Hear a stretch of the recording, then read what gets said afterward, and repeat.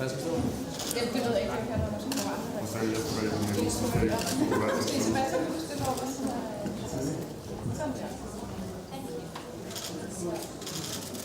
vi får hver sin dag.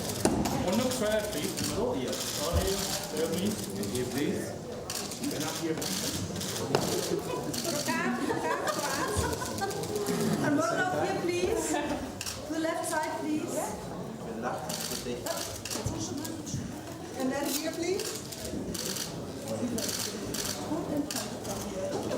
So, Now on the right, look up. One more. what? Thank you very much. And now, please. No, you stay. Maybe. Okay, for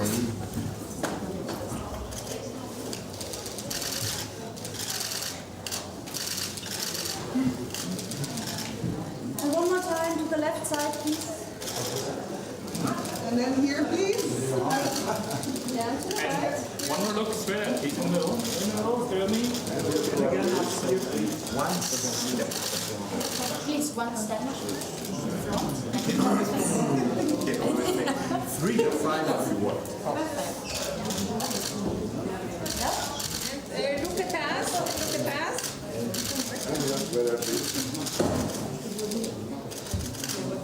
To your left side, please. One more time. In the middle, please. All three of you in the middle. One by one. Bear with me, bear with me. Thank you. And one more. Look up. Look up. Thank you very much. And now, Yes, stop, hey. please.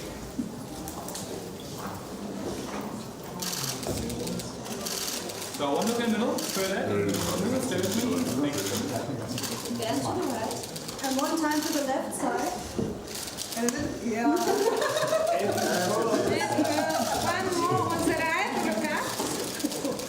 And one more time in the middle, please. Yes, that's it. One step forward.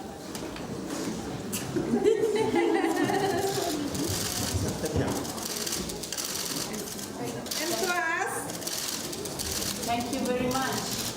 Good step, please.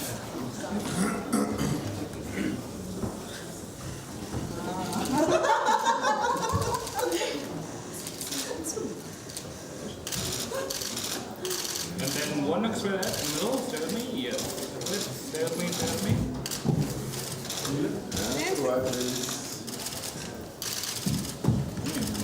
look up on the right. Thank you very much. Start, please. Why don't we check it?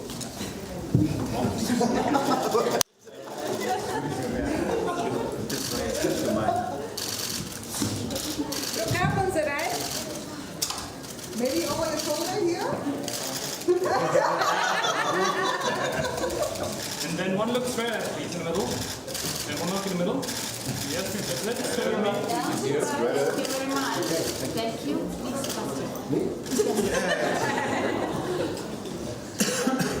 Look at us.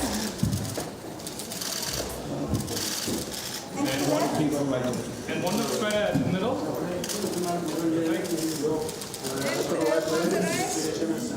One more time, Look up on the right. one more time On the straight right. forward. Straight forward. And maybe to your left. Thank you very much. Look up on the right, please.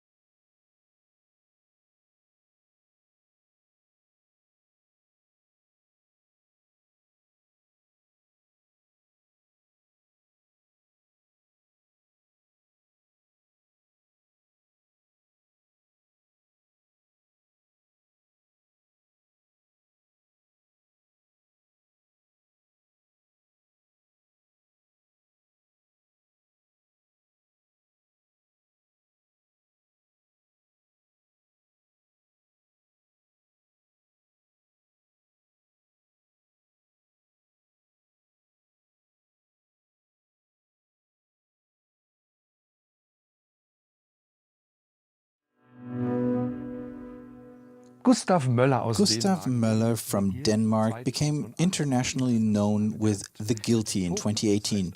With Vogter, which means warden, he is now represented in Berlin with a leading actress whom many will certainly know from the TV show Borgen, Sietze Babette Knudsen.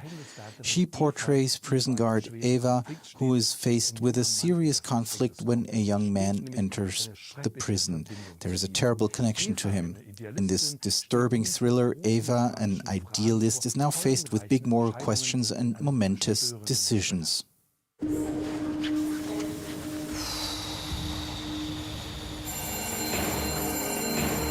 Godmorgen, Tini. Du sover godt? Ja. Hej, Eva. Hej, Arne. Y er det halve af x gange 4. 3 gange 4. Du ved det godt. 12. Ja.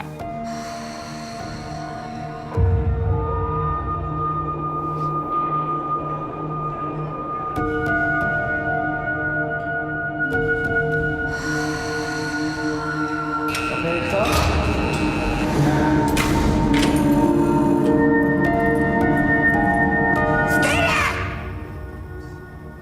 Jeg vil gerne flyttes til midt og 0. Tak. Det er en sikret afdeling, det ved du godt, ikke? Ja. Rami, afdelingsleder. 07, der er med.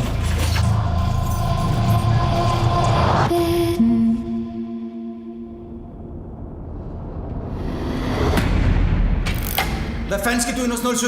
Du er udmærket klar over, at vi aldrig går ind til en fange alene, eller hvad? Jeg har 5 cigaretter. Beklager, du har ikke nogen cigaretter.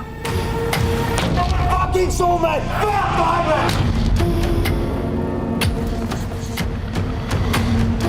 Handlen observeret. Hvad helt præcist er det, der sker inde i cellen?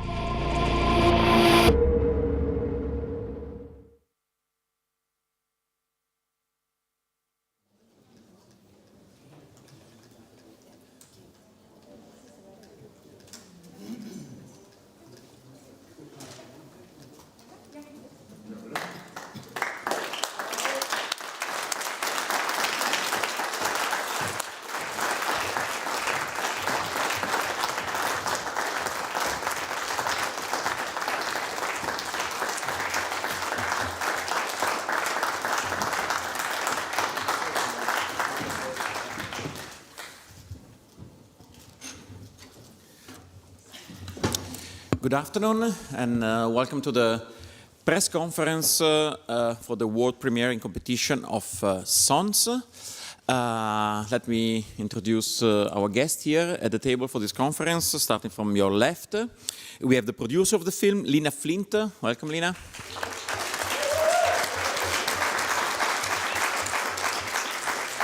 Then starring in the role of Eva, Sietze Babette Knudsen.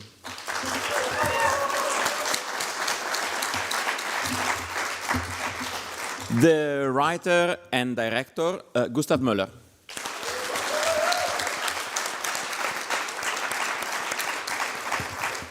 And in the role of Mikkel, if you saw him on screen, you cannot be wrong, Sebastian Bull.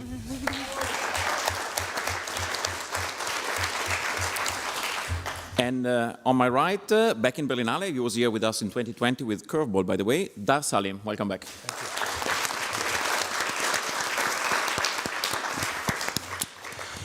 So, if you have a question, we can, okay, so let's start here.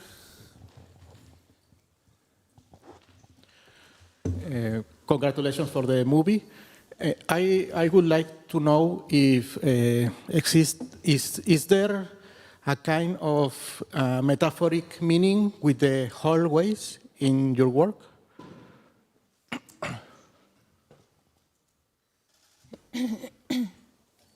If you want it to be, there is one.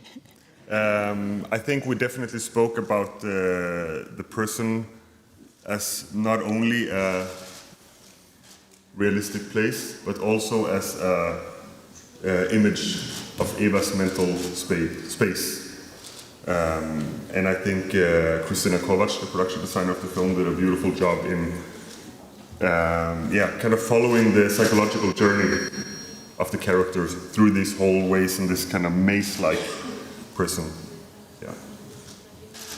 Yes, Gustav, I know you're very tall, but maybe if you come speak closer to the microphone. Okay, sure. Yeah. Thank you. Please. Hi, question to Gustav from Fonseca, I would like to hear a few words about the editing of the film, because it's very intense, it's like a thriller. I would like to hear about that. So, The editing process, and to make the question even a bit better, it's we can make a genealogy of your film in the kind of prison thriller, Lock Up, and many international films about it. Did you use any reference for those films, especially in the editing? Yeah, I mean, in regards to other prison films, my cinematographer, Jesper Spenning, said it very well. We're shooting in a prison, so people are going to know it's a prison film. We don't have to emphasize the prison. There's going to be bars and cells and inmates. So we actually looked more on references in regards to how to, again, the focus was the psychology of the main character and getting as close as possible to her and her experience and her psychology. And this also went for the editing. I think what we really tried with the editing was to emulate the feeling you have when you're in a prison. Both from our small experience visiting prisons, but mainly talking to people that have either worked in or been in prison, is this sense of unpredictability. There can go days where nothing happens and suddenly violence erupts. And this type of pacing and unpredictability we wanted as well in the pacing and the editing of the film. So you have these long takes and then sudden shifts of tempo. Yeah. Please.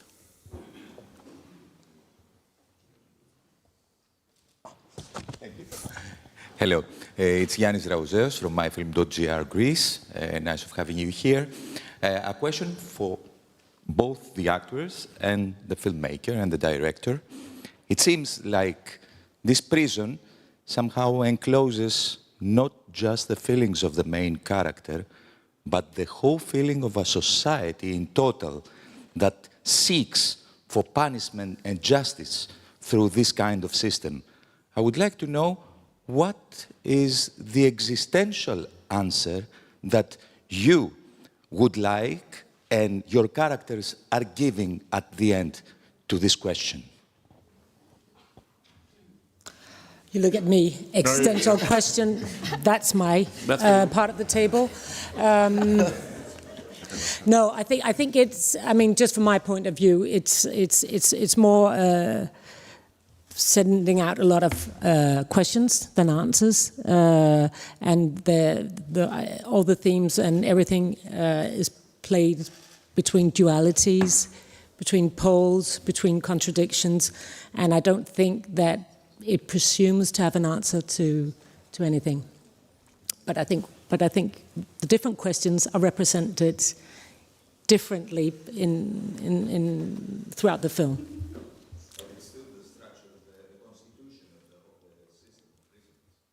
I will send that on. Yeah, I mean, I'm an existentialist. Definitely, and you know what you're talking about, and I think what the core of the film is in so many ways is a giant contradiction. Early on, the fascination was very much about, in our part of the world, we want our prisons to be two different things. We want them to be rehabilitation and second chances and forgiveness, and we also want them to be tough places and punishment and destruction, basically. And these two contradicting poles, that is, I think, an unsolvable riddle in a way and a paradox that we are exploring with this film, you know. And it's explored on a societal level and on a personal level for Eva's character. And, you know, I think Dar, he has the final words of the film, and he does come out with a statement, but that statement is the statement of a character, and hopefully that provokes thought and questions. So, as he says, like, the film doesn't answer this dilemma, but hopefully it, like, wakes questions in you as a viewer. Yeah. We have a question here, and then we... Yeah. Please. Hi, I'm Christine from Kino.dk in Denmark, and I have a question for you, Sisse. Gustav Møller have said that he had you in mind for this part from the very beginning. How is it like reading a script knowing you were thought of from the beginning, and did it affect your approach to the character in any way? Thank you. Well, actually, I was the first one to approach Gustav, inviting him to dance a couple of years ago. And then when he came back to me and said, I have this idea for a film with you in the lead, it was very, very early in the process. So I wasn't presented with the script. I was presented with the themes, the voyage, a very dense and very nuanced character. So I kind of just followed that process, not engaging too much. I just followed what was happening with the process, which meant that when the script was finished, I was very well prepared just by following that voyage. Gustav, I don't know if you want to add something, because I don't see you. So. Okay. No. May I ask one thing? It's almost inevitable to think about your previous film and see some relation between the two, the tasks and boundaries imposed by a uniform, and at the same time the limits imposed by a physical space. Is it something you are on purpose try to explore, this idea to give your characters some spaces and some roles and work within that space you create? Maybe I'm trying to escape it, but I just end back in a closed room with a person in a uniform, you know. It's almost more like that, I think. You know, definitely, some of it is just intuition, but I also think that it's creatively, for me and my co-writer, Emil Nygaard Albertsen, we really enjoy working within restrictions. And if you put up boundaries for yourself, then you have to find more creative ways of telling something. Like, if you have all the tools, then the way you will tell a story might be the conventional way of telling that story. But if you remove tools, then you will find new ways of saying this. And, you know, and I think it's fascinating and just interesting to try and tell a story through a person that we only meet at their job in a uniform. You remove, basically their private life, but you still want to try and tell a personal story. That boundary, I think, feeds creativity. And hopefully, it also helps the audience read themselves into the story, because we haven't defined Eva as a character socially, or where she comes from, or anything like this. So hopefully it also, I think, adds a layer of, for the audience to be able to read into it. Yeah. Thank you. Please. My name is Mahari Sigit, African Refugee News. First of all, thank you for this film, because your film has two layers. First, the easy prison, and then you shift us to the punishment prison. How did you do that? Because the script in one, let's say, in a prison, it's not like you do it outside. So how did you do this? Because I saw these two layers, and you were fantastic, and I hope you get the silver bear. And if you can tell us your experience, both of you. I'm sorry, I didn't completely understand the two layers you were referring to. Yeah, you begin with a prison where everybody knows everybody. She knows the names. Yeah. And then she goes to another place where they tell her, yeah. Or something like this.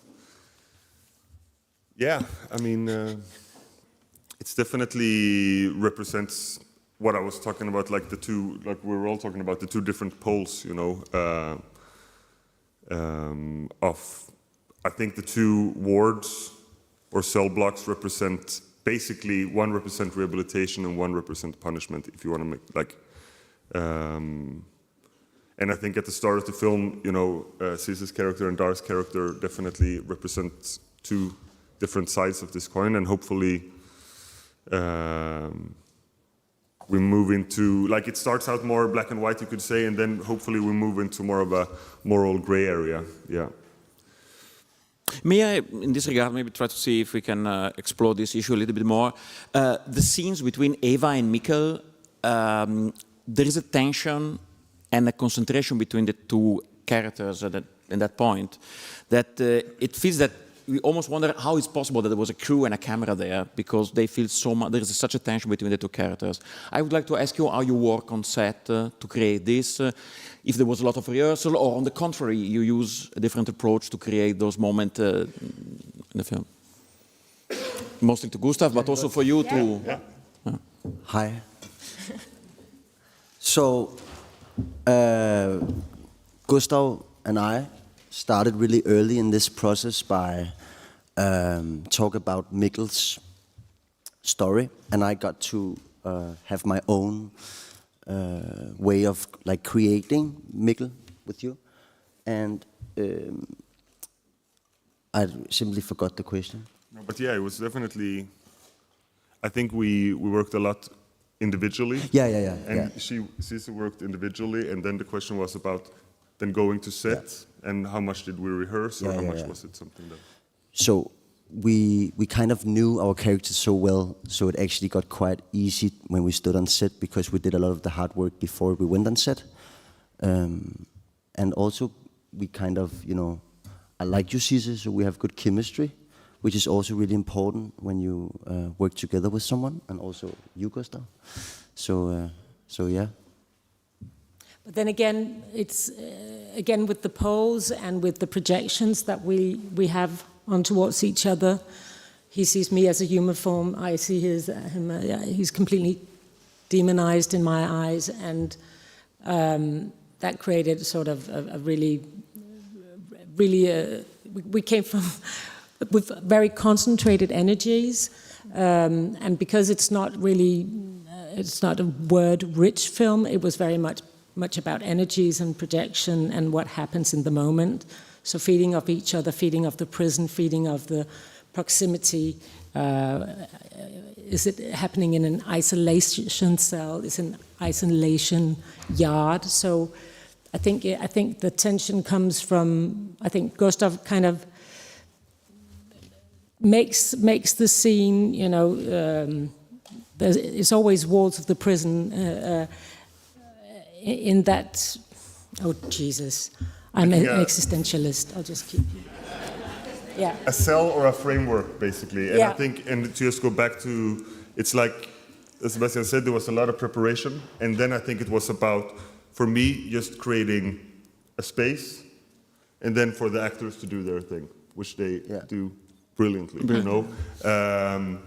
So we didn't really do rehearsals.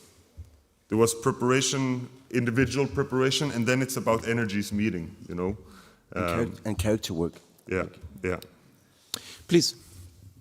Hi. This question is mostly for Sebastian, but kind of all three actors as well. I just wanted to ask about the physical acting in the film, because all three of you have it's so like dense and like such interesting physical acting you do, and obviously Sisha and Dar, you're more like proper. And but this is mainly for Sebastian, because for a long time in the film you don't actually say that much. A lot of it's a silent performance, so it's mostly for your physicality. I'm wondering how you approached this, how you prepared for it, and like what was going on for your mind during those scenes. So my body, I walk funny, and when I run, I look funny. Like my body is kind of, a little bit weird, if I must say, in terms of arm length and my legs and stuff. So I got a lot of that given. Good genes, arms and legs, that was not something you created. No, yeah, exactly. But then, I kind of let loose of all the focus on my body and just went in it. And what I did with you, Gustav, a lot before we started recording was to play with his childness, kind of. And I think that it has the physical aspect was a little bit childish in a certain way. And I don't know, I just, it sounds a little bit arrogant, but it's not like that, but I didn't do awful lot. I just think it was, when something is well written and when the preparations are done right, it's kind of it's easy to go into the feeling, I think. Gustav made it really easy for me to do my job. But yeah, you know, it's when you create a safe environment. Okay, also, he's trying to be nice. We locked him up in a cell for the entire time. Yeah. Thank you. No, yeah. So I don't know. I just think, like, you know, I tried to put my foot on Mikkel, and that was to do him more childish. I think that's it. May I ask to Gustav, but also to the actors, what was the impact of entering this former prison, but still that kind of space? Because I think something was writing the film on paper or rehearsing, and then what was the effect on your performance and also on your camera work, on the decision you took on set by being in this place with the constriction and with the effect it has on...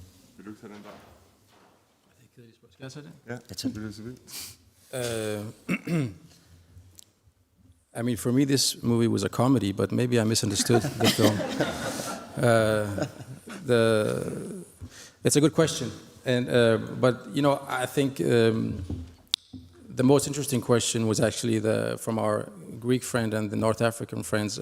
Obviously, the environment always helps. You know, you work in a prison, so all the preparation comes to fruition, and you use the spaces that you have or you don't have. So that's the one thing I'd say to that. To the other question was I found interesting because I actually think there's more than just 2 layers. I think there's so many layers in this film, which is what makes it special. You know, today in society we have. It's very hard to find the truth today because we have so much information or misinformation. And today, almost it doesn't matter what the subject is. If people don't agree, before you could say this is the truth and we have our opinion about it. But today, people become enemies. You know, it's hard to discuss anything. And life is not as black or white. So in this very confined environment, you have, is it rehabilitation to go to prison, or is it punishment? And the truth is somewhere in between. You know, people do their best with the circumstances that they have. You know, Caesar's character wants to rehabilitate. That's not how you say it, but you know what I mean. I'm sure. But what do you do when your son's murderer stands before you? What would you do? And Rami, my character, he's been there for a lot of years. He understands that in order to keep his colleagues safe with the resources that society has given him, his job is not to rehabilitate, correct? Mm-hmm. His job is to keep his colleagues safe, and thereby keeping the inmates safe. So the truth is always somewhere in between, and life is not so black and white, and there's just so many layers in this film which I think are wonderful. And it's very funny as well. No, it's not, but it's a very good movie. Please. Rodrigo, it's a question to you, Lena. I would like to hear a few words about the production of the film. And the film had a strong reception since last night screening. I would like to hear about the distribution plans of the film. Yeah, thank you. No, the production of the film has been challenging, and it's been a long journey. We have developed the film for quite some time and did a lot of research, both with prison guards, inmates, priests that works in prison stuff. So we've had a long development process. And when Gustav had written the second draft of the film, then suddenly everything went very fast. Because it was super clear that we had a really, really good film here. So it went fast, financing the film, putting all the partners together, and then it was super difficult to find a prison that gave us everything we wanted. So we actually scouted prisons all over Europe to try to find a closed prison that could still seem modern in a way, and as Gustav talked about, we wanted this maze feeling that you can't figure out where you are and where you are going. So we really wanted that, and we wanted this factory kind of feeling. But we ended up in a prison in Copenhagen. And then we paired it with a hospital and a factory. So we put it together that way. And yeah, we heard the reactions was good yesterday, so we're super excited, and we have very great partners on the project. We have Films de Los Angeles, who's selling the film internationally, and it's going good. So the plan is that it will have its first theatrical distribution in France, actually, in April, and then it will open up in Denmark in September. Yeah, thank you. Gustav, I would like to ask you about the scene in the film that I think is particularly hard to forget, is when Mikkel managed to convince Eva to be brought back home for this visit to the mother. You have chosen a very specific architecture, it seems to me, both outside the house and inside. There is a specific design to that place. Yeah. And what was the atmosphere and why you needed that space to create that very special scene? You're talking about the mother's house? Yeah. Yeah. I mean, the prison, as Lina said, was given to us in a way. And going back to the whole one location thing, you know, what we do is we create a microcosmos. And we say, this is the only world that exists in this film. And then suddenly we leave that world. And you want the feeling of going outside, but we still wanted to stay in the same mental space, you could say. So we actually went looking for something that reminded us of the prison. You know, obviously it needed to reflect the character and where she's from, but you know, it's the same color bricks, it's the same architecture as the prison. So like, it was, yeah, in a way we were trying to find the prison out in the freedom. Yeah. Okay. Yeah. And please. Hi, Carlos Grau from Spain for Cultural Resuena. Thank you very much for this great movie. We enjoyed that a lot. My question is for the character of Tar. I think it's the third time I see you in a movie, and even in the Covenant, somehow you remain like calm. Maybe inside you have a pace, or you make yoga. I'm not sure how you do that. I don't do yoga. Okay. No, I wish. Yeah. But in this movie in particular, what I found interesting, you never question her regardless of the actions she takes. You said that your role in the movie was to back up her, but that maybe leads you to unfair situations in terms maybe as the boss. You should at least ask why you did that.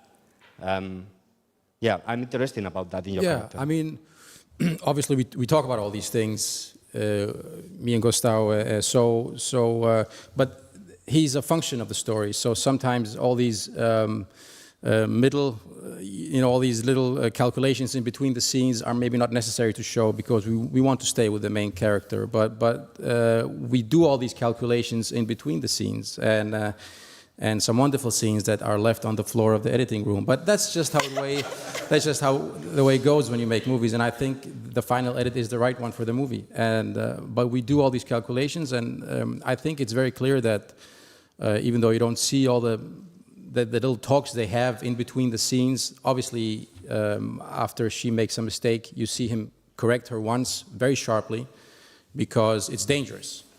When she goes in and tries to talk to Sebastian's character alone, he goes off on her without any compromise because this is dangerous, this is life at stake.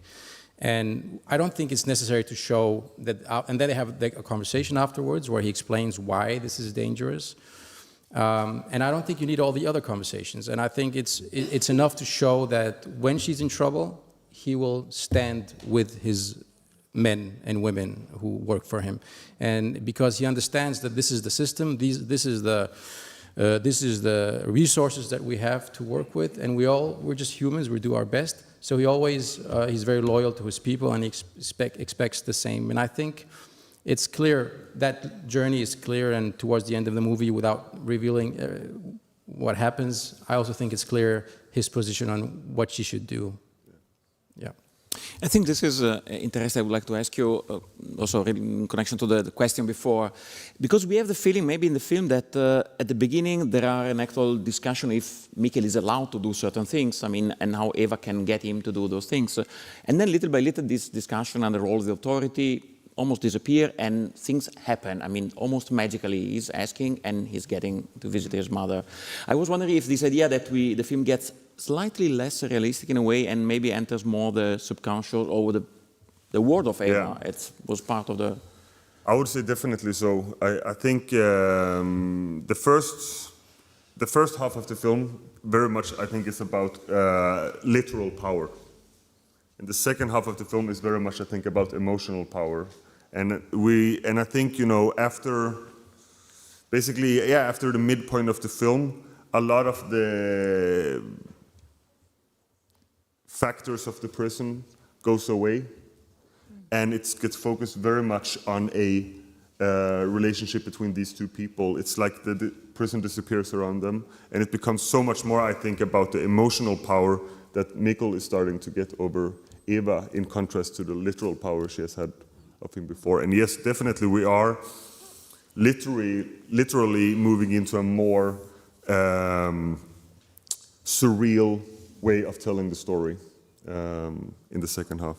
And I just want to add a small thing to what Dar said. It's just a reflection from in regards to why are you not telling on your colleagues. I spoke to a prison officer who said he got into the job because he wanted to help people, but he said, I have given up on that because there is not resources or time to do that.